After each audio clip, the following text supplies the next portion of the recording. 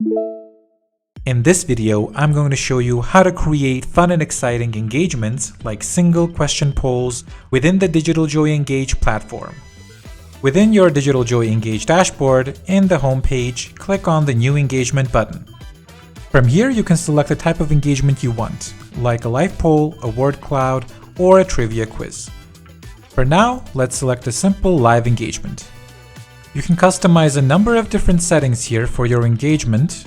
For now, let's leave everything as default and click Next. Here, we can select the type of question we want, like multiple choice or open-ended.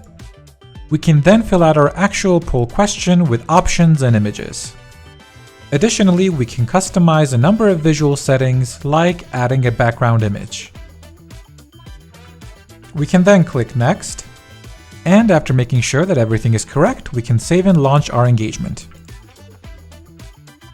Our engagement is now active and accessible publicly through this link.